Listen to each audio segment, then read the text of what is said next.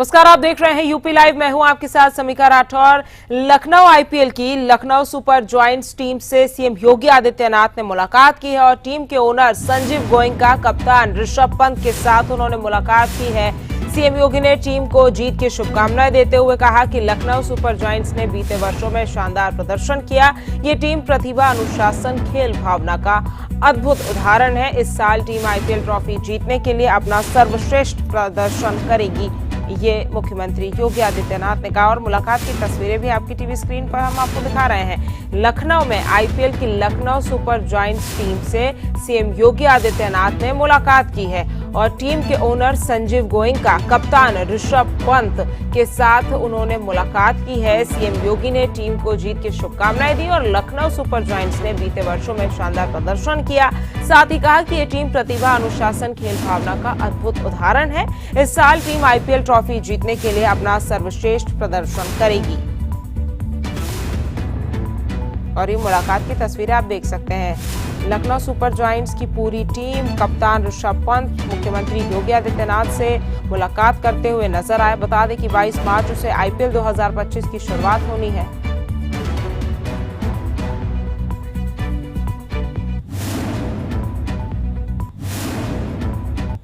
और चलिए अब खबरों में आगे बढ़ेंगे। सहारनपुर में सीएम योगी ने समीक्षा बैठक कर विकास कार्यों का जायजा लिया। अधिकारियों को समय पर परियोजनाएं पूरी करने के सख्त निर्देश दिए। कानून व्यवस्था, शिक्षा और स्वास्थ्य सेवाओं से सुधार पर उन्होंने जोर दिया। सीएम योगी ने लापरवाही बरतने वालों पर कार्रवाई की चेतावनी भी दी। इसी पर एक रिपोर्ट आपको दिखाते हैं।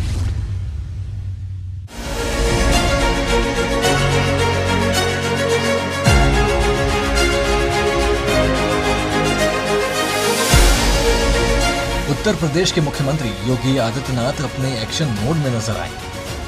सीएम योगी ने सहारनपुर में विकास कार्यों की समीक्षा बैठक की और अधिकारियों को सख्त निर्देश दिए।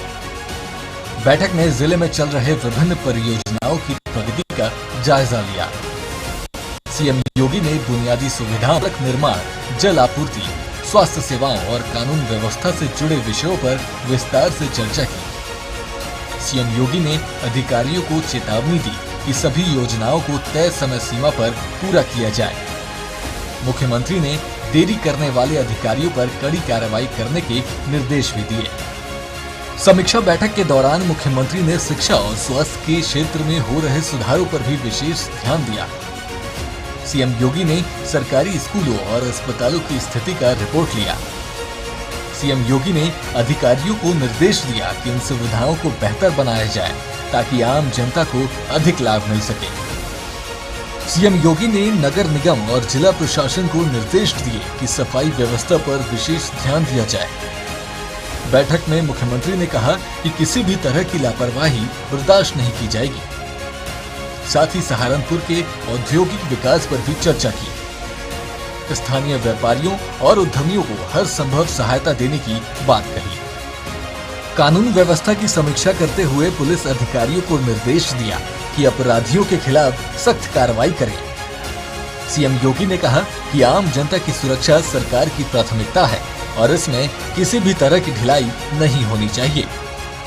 सीएम योगी आदित्यनाथ के सहारनपुर दौरे में विकास और प्रशासनिक सुधार पर जोर दिया गया। सीएम योगी ने अधिकारियों को स्पष्ट संदेश दिया कि सभी योजनाएं समय पर पूरी हों और जनता को अधिक से अधिक सुविधाएं मिलें। सीएम का ये दौरा क्षेत्र में बदलाव और विकास को गति देने की दिशा में एक महत्वपूर्ण कदम माना जा रहा है। ब्यूरो रिपोर्ट, सूर्य समाचार। और देखिए, उत्तर प्रदेश में बड़ा प्रशासनिक फेरबदल हुआ है। यूपी पुलिस में पीपीएस अफसरों का तबादला किया गया है। बता दें कि 16 पीपीएस अफसरों के कार्यक्षेत्र में बदलाव किए गए हैं। तो उत्तर प्रदेश में ये बड़ा प्रशासनिक फेरबदल हुआ है। बता दें कि यूपी पुलिस में पीपीएस अफसरों का तबादला किया गया है, जहां 16 पीपीएस अफसरों के कार्यक्षेत्र में बदलाव किए गए हैं। और ये सूची भी आप देखिए जिनके तबादले हुए हैं। यूपी में ये बड़ा प्रशासनिक फेरबदल हुआ है। बताते चले कि यूपी पुलिस में पीपीएस अफसरों का तबादला किया गया है, जहां 16 पीपीएस अफसरों के कार्यक्षेत्र में बदलाव हुआ है। तो यूपी पुलिस में पीपीएस अफसरों का तबादला किया गया है, जहां 16 पीपीएस अफसरों के कार्यक्षेत्र में बदलाव किए गए हैं। और क्या कुछ बदलाव किए गए हैं वो आपकी टीवी स्क्रीन पर भी हम दिखा रहे हैं आपको लगातार वो सूची 16 पीपीएस अफसरों की जिनके कार्यक्षेत्र में बदलाव किए गए हैं। पहले कौन से काम वो करते थे और अब वो बदलाव होने के बाद, तबादले होने के बाद कहां पर क्या काम करेंगे, उसकी सूची जारी हो गई है। वो भी हम आपको लगातार अपनी टीवी स्क्रीन पर दिखा रहे हैं। तो उत्तर प्रदेश में ये बड़ा प्रशासनिक फेरबदल हुआ है, जहां यूपी पुलिस में पीपीएस अफसरों का तबादला किया गया है। बता दें कि 16 पीपीएस अफसरों के कार्यक्षेत्र में बदलाव हुआ है।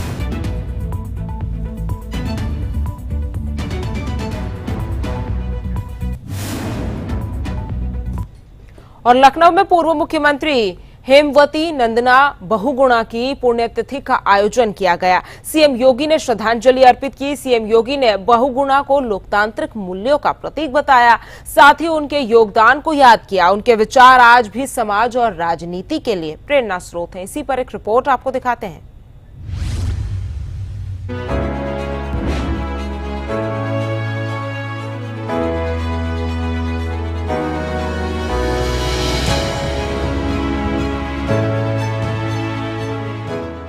उत्तर प्रदेश के पूर्व मुख्यमंत्री और स्वतंत्रता संग्राम सेनानी स्वर्गीय हेमवती नंदन बहुगुणा की पुण्यतिथि का आयोजन किया गया। इस दौरान लखनऊ में श्रद्धांजलि सभा का आयोजन किया गया। मुख्यमंत्री योगी आदित्यनाथ समेत कई वरिष्ठ नेताओं ने उनकी प्रतिमा पर पुष्प अर्पित कर उन्हें नमन किया। सीएम योगी ने कहा कि बहुगुणा न केवल एक कुशल प्रशासक थे, बल्कि लोकतांत्रिक मूल्यों के प्रति उनकी निष्ठा अद्वितीय थी। उन्होंने अपने संघर्षों से राजनीति में एक अलग पहचान बनाई और उत्तर प्रदेश को विकास के पथ पर अग्रसर करने में महत्वपूर्ण भूमिका निभाई। स्वर्गीय हेमवती नंदन बहुगुणा जी स्वतंत्रता संग्राम सेनानी होने के साथ साथ देश के एक वरिष्ठ राजनेता थे, जिन्होंने संघर्षों से अपना मार्ग प्रशस्त किया था। अपने राजनीतिक लंबे कैरियर के दौरान सार्वजनिक जीवन की शुचिता और पारदर्शिता के साथ साथ लोकतांत्रिक मूल्यों के प्रति उनकी अगाध निष्ठा थी। उत्तर प्रदेश को विकास के पथ पर अग्रसर करने के लिए उन्होंने जो संकल्प और जो कार्य योजना 1973 से 1975 के बीच में तय की थी, वो आज भी हम सब के लिए एक मार्गदर्शिका है। केंद्रीय मंत्री के रूप में भी अलग अलग दायित्वों का निर्वहन करने का अवसर स्वर्गीय हेमवती नंदन बहुगुणा जी को प्राप्त हुआ था। प्रयागराज उनकी कर्म साधना की स्थली के साथ साथ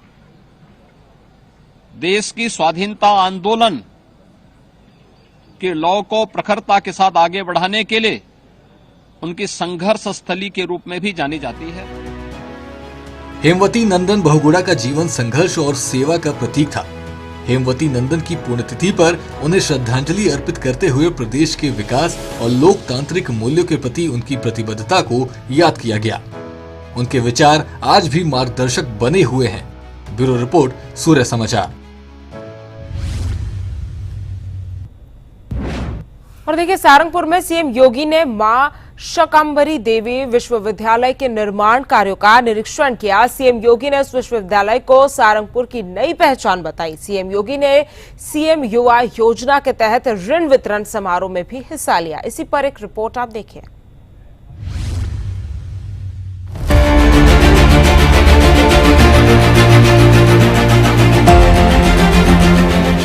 उत्तर प्रदेश के मुख्यमंत्री योगी आदित्यनाथ सहारनपुर दौरे पर हैं। इस दौरान सीएम योगी ने मां शाकंभरी देवी विश्वविद्यालय के निर्माणाधीन कार्यों का निरीक्षण किया। इस दौरान कई अधिकारी भी मौजूद रहे। इसके बाद योगी ने मुख्यमंत्री युवा उद्यमी विकास अभियान और अन्य जन कल्याणकारी योजनाओं के तहत आयोजित षड वितरण समारोह में हिस्सा लिया। इस दौरान सीएम योगी ने कहा कि लाभार्थियों को आर्थिक सहायता प्रदान करते हुए सरकार युवाओं को आत्मनिर्भर बनाने के लिए विश्वविद्यालय यहाँ पर आगे बढ़ेगा, तेजी के साथ कार्य करना प्रारंभ करेगा। विश्वविद्यालय सहारनपुर को एक नई पहचान दे रहा है, एक नई पहचान दे रहा है। अभी हम यहाँ पे आ रहे थे इस कार्यक्रम के पहले, जो एग्जीबिशन लगी थी, प्रदर्शनी लगी थी, प्रदर्शनी कौन देख रहे? कई स्टॉल ऐसे थे जिसमें उन्होंने मुख्यमंत्री युवा उद्यमी योजना के अंतर्गत ही बैंक से लोन लिया था और आज कुछ ही दिनों के अंदर उनका कारोबार आगे बढ़ गया। याद रखना, बिजनेस में व्यक्ति के अंदर संतुष्टि का भाव हो, अनावश्यक लालच न हो और मेहनत करने का एक जज्बा हो। जिस क्षेत्र में हम प्रवेश कर रहे हैं उनकी जानकारी हो और उस जानकारी के आधार पर हम आगे बढ़ सके तो कोई समस्या नहीं आ सकती। मनोरंजन की सरकार जब कार्य करती है तो उसके लिए लोकहित और राष्ट्रहित सर्वोपरि है और उस लोकहित और राष्ट्रहित को ध्यान में रख करके हम किसी कार्यक्रम को आगे बढ़ाते हैं। महाकुंभ का आयोजन अभी हुआ 13 जनवरी से लेकर 26 फरवरी के 45 दिन के आयोजन। 66 करोड़ से अधिक श्रद्धालु प्रयागराज की धरती पर आए। 66 करोड़। सहारनपुर तो तब भी दूर पड़ता है, लेकिन प्रयागराज और उसके अगल बगल के जितने भी जनपद हैं, महाकुंभ के कारण आतिथ्य सत्कार का उन्होंने अनुपम उदाहरण प्रस्तुत किया। हर एक क्षेत्र से जुड़े हुए व्यक्ति ने कुछ भी काम धंधा शुरू किया। किसी ने चाय पानी की दुकान खोली, किसी ने सब्जी बेचने का काम किया, किसी ने टैक्सी की सर्विस की, किसी ने नाविक के रूप में काम किया, किसी ने वहां पर सप्लाई का काम किया। कोई भी सामान करोड़ों करोड़ कमाए हैं उन लोगों ने, करोड़ों रुपया कमाया है, करोड़ों रुपया कमाया है। यानी नियत साफ थी, पैसा भी कमाया है। बुलंदशहर का एक परिवार, एक नौजवान, उसने फोटोग्राफी के माध्यम से लाखों रुपया कमा लिया। केवल फोटोग्राफी, तत्काल फोटो देता था, उसने उसी से पैसा। मुख्यमंत्री योगी आदित्यनाथ के सहारनपुर दौरे में शिक्षा और आर्थिक सशक्तिकरण पर जोर दिया गया है। विश्वविद्यालय निर्माण से क्षेत्र का शैक्षिक विकास होगा, जबकि ऋण वितरण से युवाओं को स्वरोजगार के अवसर मिलेंगे। सरकार जनता के हितों को प्राथमिकता देते हुए विकास कार्यों को तेजी से आगे बढ़ा रही है। ब्यूरो रिपोर्ट, सूर्य समाचार।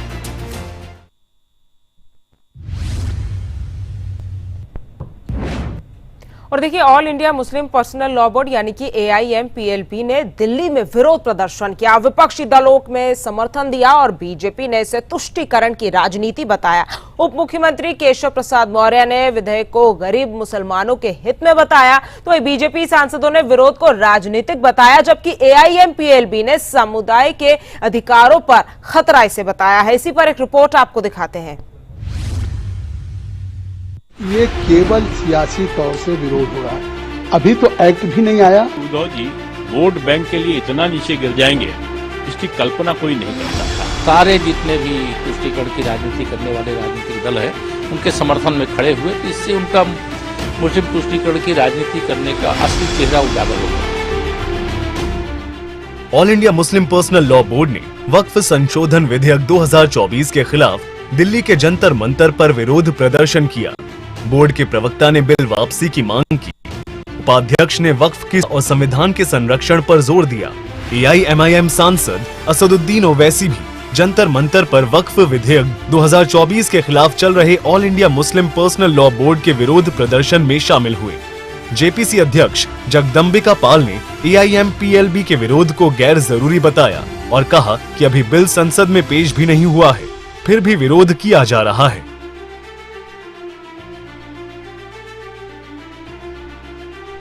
ये केवल सियासी तौर से विरोध हो रहा है। अभी तो एक्ट भी नहीं आया। हमने अपनी रिपोर्ट 428 पेज की दी है। उसके आधार पे सरकार उसको अप्रूव करके सरकार उस पे अमेंडेड जो 44 संशोधन पहले थे, अब उसको जो हमने हमारी रिपोर्ट पे हमने 14 अमेंडमेंट्स किया, उसके आधार पे एक अमेंडेड बिल आएगा। उस बिल को पास होने के बाद इनको कोई बात कहनी चाहिए। इसका मतलब है कि बिल अभी आया भी नहीं, कानून बना भी नहीं। किस सवाल पे आज जंतर मंतर पे all India Muslim personal law board हो, जमायत उलमा हिंद हो या ओवैसी की पार्टी AIMM हो या विपक्ष की पार्टियों को नेताओं को बुलाया जा रहा है। ये केवल सियासी तकरार है। लोगों के मन में गुमराह किया जा रहा है। सरकार के प्रति केवल एक विरोध करने के लिए कहा जा रहा है। अन्यथा ये कानून जो सरकार लेकर के आई थी और जेपीसी को सुपुर्द हुआ था, वो एक बेहतरी के लिए। लोग कह रहे हैं जंतर मंतर में बैठ के साहब हमारे अख्तियार डीएम को दे दिया जाएगा। कहीं नहीं डीएम को। अगर कोई डिस्प्यूट होगा वक्फ की प्रॉपर्टी के साथ और किसी का चाहे किसी सरकार के साथ या किसी और के साथ, अब डीएम को अधिकार नहीं होगा। डीएम से ऊपर चाहे कोई राज्य सरकार का सेक्रेटरी होगा, कमिश्नर होगा। और यहां तक कि ट्रिब्यूनल में अगर कोई एग्रीव्ड है तो उसको हाईकोर्ट सुप्रीम कोर्ट जाने का उसको अवसर मिलेगा। बीजेपी नेताओं ने इस विरोध को राजनीतिक करार दिया और इसे मुस्लिम तुष्टीकरण की राजनीति बताया। उत्तर प्रदेश के उप मुख्यमंत्री केशव प्रसाद मौर्य ने कहा कि ये विधेयक गरीब मुसलमानों के हित में है और इसके लिए विस्तृत चर्चा हो चुकी है। ये मैंने देखा आज दिल्ली के जंतर मंतर पर all India Muslim personal law board के द्वारा प्रदर्शन किया जा रहा है। वक्फ बोर्ड का जो संशोधन का जो विषय आया है वह इस देश के गरीब मुसलमानों के हित में है। उसके लिए जेपीसी ज्वाइंट पार्लियामेंट्री कमेटी बन चुकी है, उसमें विचार विमर्श हो चुका है और उसके विरोध में प्रदर्शन और उसके समर्थन में कांग्रेस सहित, समाजवादी पार्टी सहित, एनसीपी सहित, तृणमूल कांग्रेस सहित सारे जितने भी तुष्टीकरण की राजनीति करने वाले राजनीतिक दल हैं, उनके समर्थन में खड़े हुए। तो इससे उनका मुस्लिम तुष्टीकरण की राजनीति करने का असली चेहरा उजागर हो गया। जिनकी संख्या 80% से अधिक है वो मुसलमानों में गरीब है। अगर उनके हित में कोई वक्फ बोर्ड जो संशोधन बिल आ रहा है उसके लिए कोई प्रयास किया जा रहा है तो यह वैसा ही विरोध है जैसे ट्रिपल तलाक के कारण से मुस्लिम महिलाओं पर अत्याचार होते थे और 3 बार तलाक कह करके उनकी जिंदगी बर्बाद करने का काम होता था। वहीं इस मामले में बीजेपी सांसद दिनेश शर्मा ने कहा कि ये संशोधन पसमंदा और गरीब मुस्लिम समुदाय के लिए फायदेमंद होगा। आधारविहीन लोग हैं, इनको न जनता का समर्थन है न मुस्लिम वर्ग का समर्थन है। मुस्लिम वर्ग भी जानता है कि मोदी जी गरीबों के लिए काम कर रहे हैं।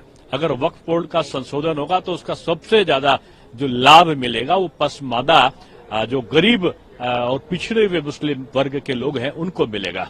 और ये जो तथाकथित उस पर काबिज लोग हैं, जो बिल्डर्स हैं, उनको वक्फ बोर्ड जरूर नहीं पसंद आएगा, लेकिन आम जो मुस्लिम गरीब है उसके लिए ये वरदान साबित होगा। वक्फ संशोधन विधेयक 2024 को लेकर सरकार और मुस्लिम संगठनों के बीच मतभेद स्पष्ट हैं। सरकार इसे गरीब मुसलमानों के हित में बता रही है, जबकि AIMPLB और विपक्षी दल इसे समुदाय के अधिकारों के खिलाफ मान रही हैं। विधेयक के मसौदे पर चर्चा जारी है और इस पर राजनीतिक तनाव बना हुआ है। ब्यूरो रिपोर्ट, सूर्या समाचार।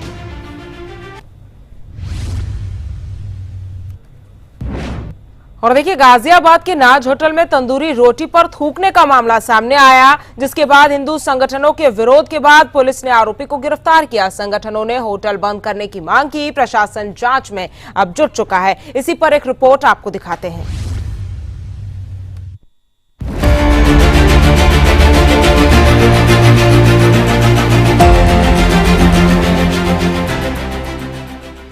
गाजियाबाद दिल्ली मेरठ हाईवे पर मुरादनगर स्थित नाज होटल में रोटी बनाने के दौरान रोटी पर थूकने का मामला सामने आया है। इस घटना का एक राहगीर ने वीडियो बना लिया, जो तेजी के साथ अब सोशल मीडिया पर वायरल है।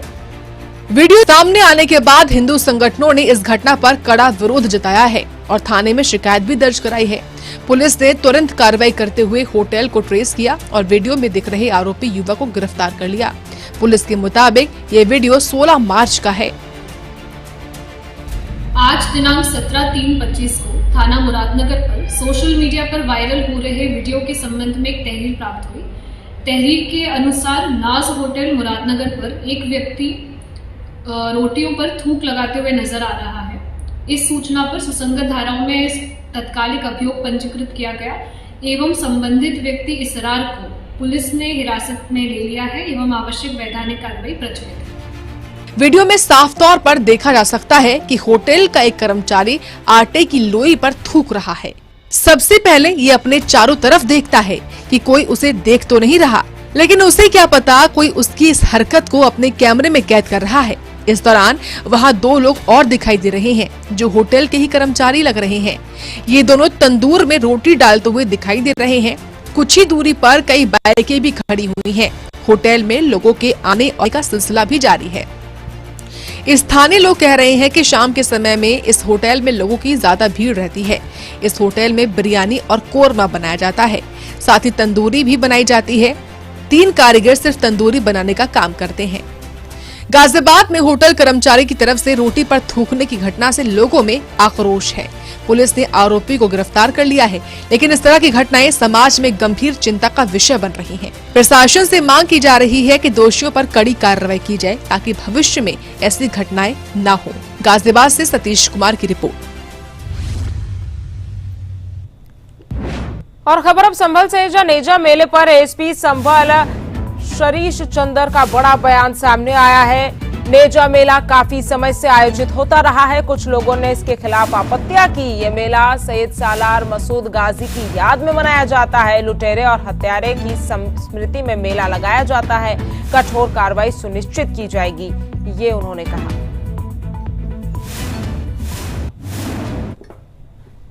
संभल में नेजा मेला काफी समय से आयोजित होता रहा है।